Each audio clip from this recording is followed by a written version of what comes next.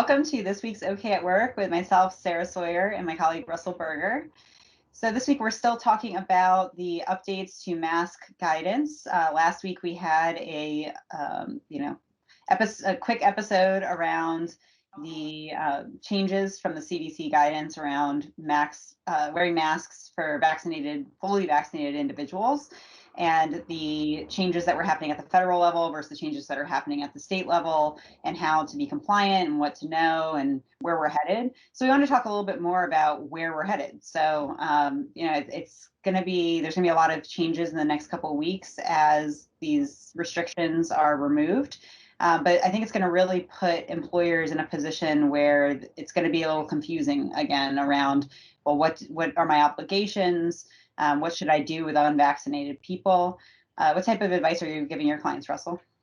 Yeah, so again, until we eclipse that 70% threshold here in Maryland, the mask mandate's still in place. So that's kind of an easy bright line rule for the short term. But we anticipate crossing that the sooner the better. But maybe by the end of the month. I'm not sure what our rate's looking like, but soon enough.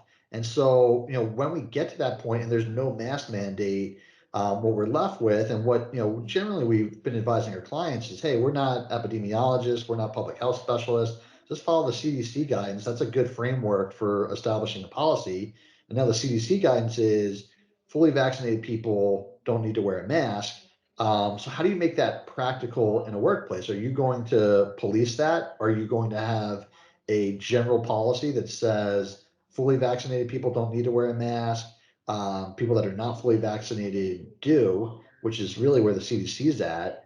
I mean, I think that makes sense as a starting point for a policy, but how are you going to enforce that? Are you going to enforce that?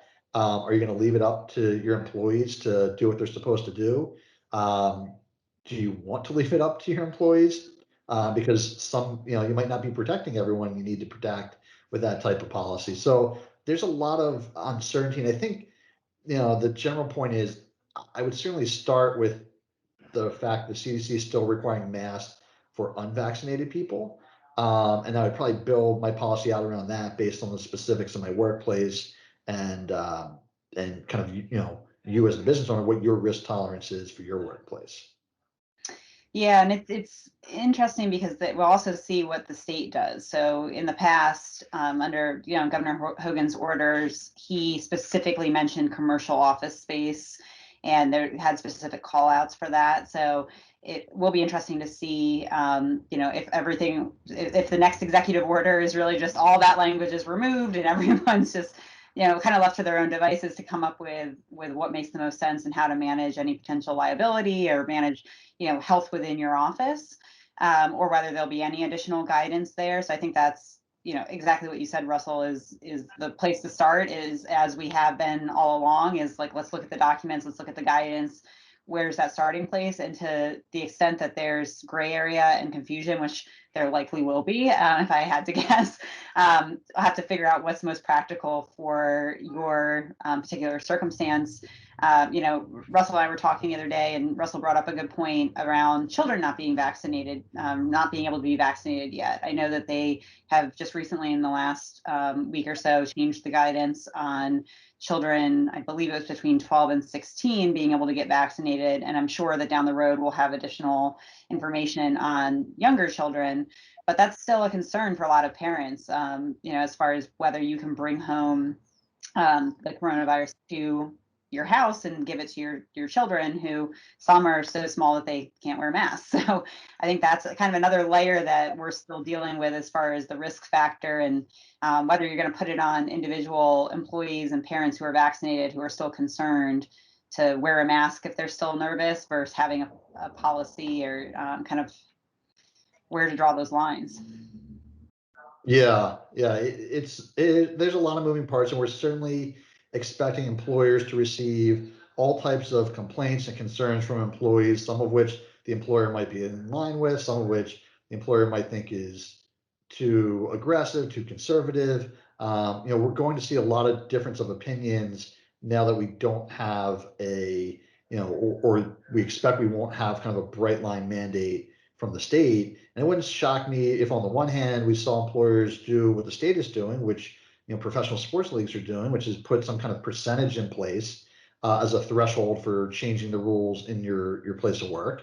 It also wouldn't surprise me if employers just said, "Hey, no more mandates, I'm out." And in that case, I'd still say you need to have some compliance and some procedure around people who are symptomatic and, some of what we've been talking about, but maybe you don't need to have all the certainly for fully vaccinated people, you don't have to really do much with them unless they become symptomatic.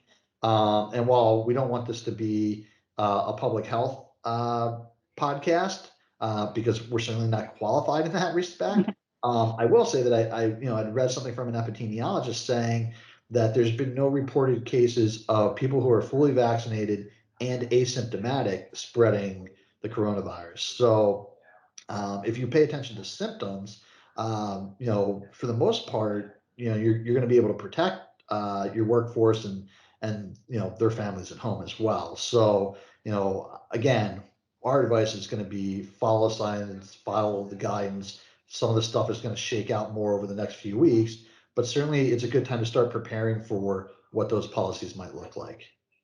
Yeah, definitely. Staying ahead of these things and on top of the changes is definitely key. And I think that's an interesting model, the percentage piece. And you are able to ask employees if they've been vaccinated. There are some caveats to that and some rules around that, as far as making sure that you do that in a compliant way and not in a way that triggers, the ADA. But that is a possibility. So there's going to be some decisions that employers are going to be having to make moving forward for sure. So.